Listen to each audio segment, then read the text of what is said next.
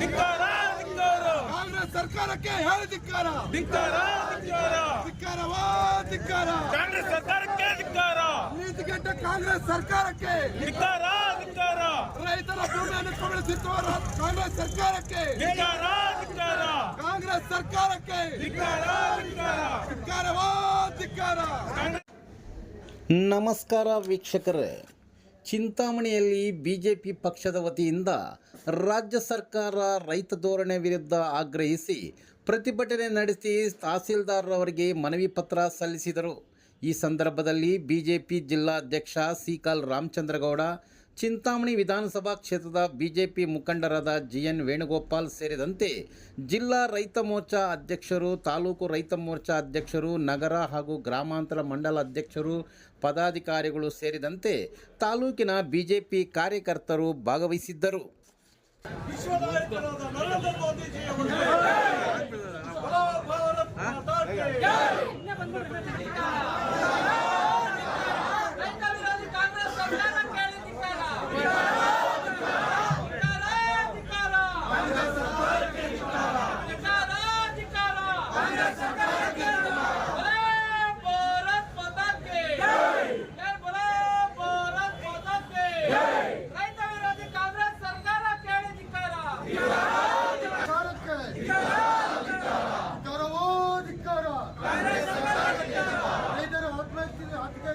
ಕಾಂಗ್ರೆಸ್ ಸರ್ಕಾರಕ್ಕೆ, ರೈತ ವಿರೋಧಿ ಕಾಂಗ್ರೆಸ್ ಸರ್ಕಾರಕ್ಕೆ ಧಿಕ್ಕಾರವೋ ಧಿಕ್ಕಾರ. ಭಾರತ್ ಮಾತಾ ಕಿ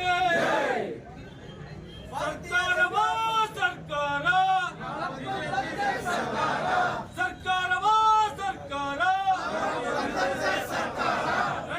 ರೈತರ ದಿಕ್ಕನ್ನು ತಪ್ಪಿಸುತ್ತಿರುವ ಕಾಂಗ್ರೆಸ್ ಸರ್ಕಾರಕ್ಕೆ ಹೇಳಿ ಧಿಕ್ಕಾರ. ರೈತರನ್ನು ದಾರಿ ತಪ್ಪಿಸುತ್ತಿರುವ ಸರ್ಕಾರಕ್ಕೆ ಹೇಳಿ ಧಿಕ್ಕಾರ. ರೈತರ ದಿಕ್ಕನ್ನು ತಪ್ಪಿಸುತ್ತಿರುವ ಕಾಂಗ್ರೆಸ್ ಸರ್ಕಾರಕ್ಕೆ ಹೇಳಿ ಧಿಕ್ಕಾರ.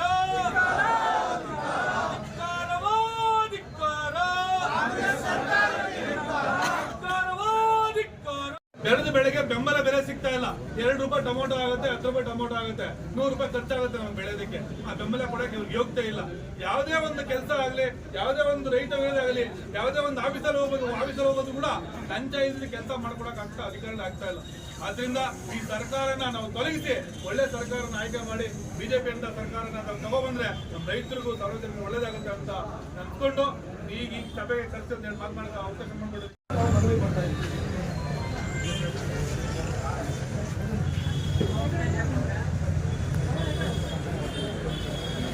ಅವರಿಗೆ ಅನ್ನದಾತರಿಗೆ ಅನ್ಯಾಯ ಪಕ್ಷ ಬಿಜೆಪಿ NDA ಮುಖಂಡರು ಸೇರಿ ಇವತ್ತು ನಾವು ಪ್ರತಿಭಟನೆ ಮಾಡ್ತಾ ಇದ್ದೀವಿ.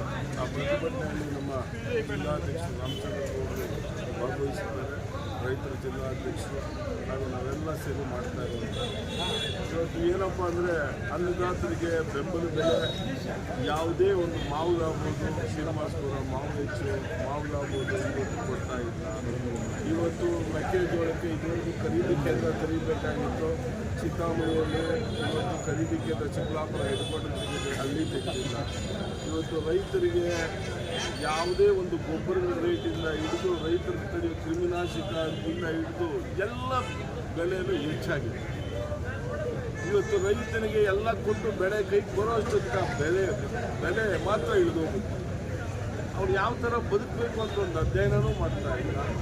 ಇವರು ಉದ್ಯೋಗ ಕಿತ್ತಾಡಿಕೊಂಡು ಇವತ್ತು ದುಡ್ಡೇ ದಿವಾಳಿ ಮಾಡಿಕೊಂಡು 63ರಿಂದ 80% ಟ್ಯಾಕ್ಸ್ಗಳ ಟೈಪು ಲಂಚಾನ ಬೆಳೆಸ್ಕೊಂಡು ಎಲ್ಲೇ ಹೋದ್ರು ಯಾವುದೇ ಒಬ್ಬ ರೈತ ಫೈಲು ಮುಂದುವರಿಯಲ್ಲ, ಯಾವುದೇ ತಾಲೂಕು ಆಫೀಸಲ್ಲಾಗಲ್ಲ. ನಾವು 15,000 ಕೋಡಿ ಮಾಡಿದ್ದೀರಿ, 8,500 ಕೋಡಿ ಮಾಡಿದ್ದೀರಿ ಅಂತ ಯಾವ ಕೋಡಿ ಮಾಡಿರೋದು? ರೈತರಿಗೆ ಸರ್ಕಾರ ಕೊಟ್ಟಂಥ ಜಮೀನು ಕೋಡಿನ ಇಲ್ಲ ನಾವುಗಳು ರೈತರಿಂದ 3,000 5,000 ಕಟ್ಸ್ಕೊಂಡು ರೈತರಿಂದ 5 ಗುಂಟೆ 10 ಗುಂಟೆ ಇವಾಗ ಕೋಡಿ ಇಲ್ಲ. ಯಾವ ಕೋಡಿ ಮಾಡಿರೋದು?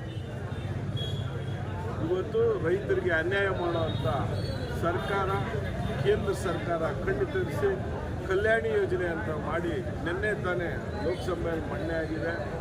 ಹಾಗೆ ಇವತ್ತು ಅದ್ರ ಪರವಾಗಿ ಪ್ರತಿ ಗಾಯಾಳು ರೈತನಿಗೆ 10 ಲಕ್ಷ, ರೈತನು ಏನಾನ ಹೆಚ್ಚು ಕಮ್ಮಿ ಆದರೆ 50 ಲಕ್ಷ, ರೈತನ ಪ್ರತಿ ಬೆಳೆಗೂ ಇನ್ಶೂರೆನ್ಸ್ ಕಟ್ಟುವಂಥ ಕಾರ್ಯ ಮಾಡ್ತಾ ಇದ್ದಾರೆ. ಇವತ್ತು ರೈತರು ಮುಂದೆ ಬರಲಿ, ರೈತ ಅನ್ನದಾತರ ಮನೆ ಹಾಳಾದರೆ ದೇಶ ಹಾಳಾಗುತ್ತೆ ಅಂತ ಕೇಂದ್ರದ ಸರ್ಕಾರ, ನರೇಂದ್ರ ಮೋದಿ ಅವರ ತಂಡ, BJP ಹೊಂದಿರುವಂಥ ಸಿದ್ಧಾಂತಗಳು, ಅವ್ರಿಗೋಸ್ಕರ ಇವಾಗ ತಿಂಗಳಿಗೆ 2,2 ಸಾವಿರ ಕಳಿಸೋದನ್ನ 5,000 ಮಾಡಬೇಕು ಅಂತಿದ್ದಾರೆ.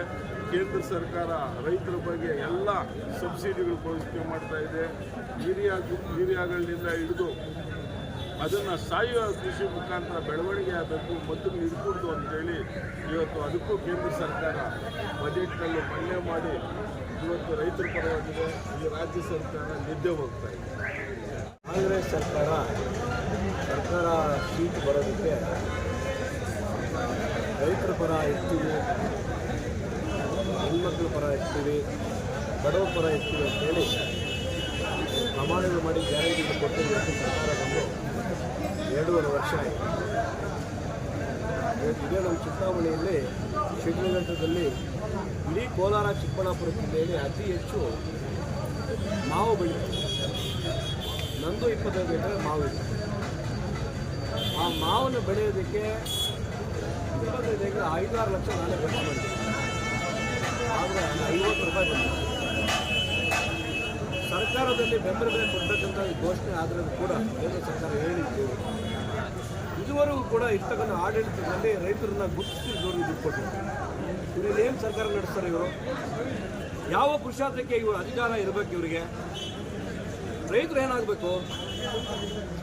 ವರ್ಷಕ್ಕೆ ಒಂದು ಬೆಳೆ, ಮಾವು ಬೆಳೆಗೆ ಇವ್ರು ಮಾಡಲಿಲ್ಲ ಅಂತ ಹೇಳಿದ್ರೆ 3 ತಿಂಗಳು ಬೆಳೆ ಬೆಳೀತಕ್ಕಂಥ ತರಕಾರಿಗಳಿಗೆ ಹಾಳಾಗಿರ್ತಕ್ಕಂಥ ರೈತರು ನೋಡ್ತಾರೆ ಇವರು. ಇವರಿಗೆ ಯೋಗ್ಯತೆ ಇಲ್ಲ. ಇನ್ನೂ 2.5 ವರ್ಷ ಇದೆ. ಇನ್ಮೇಲಾದರೂ ಅವ್ರಿಗೇನೋ ನಾಚಿಕೆ, ಮಾನ, ಮರ್ಯಾದೆ ಇದ್ದರೆ, ರೈತರ ಪರವಾಗಿ ನಿಂತು ಏನಾದರೂ ಕೆಲಸ ಮಾಡಬೇಕಂತ ಇದ್ದರೆ ಅವ್ರನ್ನ ದೇವ್ರು ಕಾಪಾಡ್ತಾರೆ, ರೈತರು ಕಾಪಾಡ್ತಾರೆ. ಇಲ್ಲ ಅಂತ ಹೇಳಿದ್ರೆ ಭಾರತದಲ್ಲಿ ಕರ್ನಾಟಕ, ತೆಲಂಗಾಣ, ಹಿಮಾಚಲ ಪ್ರದೇಶದಲ್ಲಿ ಇದು ಕಾಂಗ್ರೆಸ್ ಇದೆ. ಈ ಸರಿ ಈ 3 ಇಲ್ಲ ಅಂತ ಹೋದರೆ ಕಿತ್ತು ಬಿಸಾಕ್ತಾರೆ. ಕಾಂಗ್ರೆಸ್ ಇಲ್ಲದೆ ಇರ್ತಕ್ಕಂಥ ಭಾರತ ಆಗ್ತದೆ, ಭಾರತ ಮುಕ್ತ ಕಾಂಗ್ರೆಸ್ ಆಗ್ತದೆ. ಇವ್ರಿಗೆ ಎಚ್ಚರಿಕೆ, ಇವ್ರು ಒಳ್ಳೇದಕ್ಕೆ ನಾವು ಎಚ್ಚರಿಕೆ ಕೊಡ್ತಾ ಇದ್ದೀವಿ. ರೈತರ ಪರ ನಿಂತಿಲ್ಲ ಅಂತ ಹೇಳಿದ್ರೆ ನಾಳೆ ಬೆಳಗ್ಗೆ ಅವ್ರು ತಿನ್ನಕ್ಕೆ ಊಟ ಸಿಗಲ್ಲ. ನಮ್ಮ ಹೋರಾಟ ರೈತರ ಪರ ಇದೆ. ನಾವು ಗಟ್ಟಿಯಾಗಿ ರೈತರ ಪರ ನಿಲ್ತೀವಿ ಅಂತ ಹೇಳ್ತೀವಿ.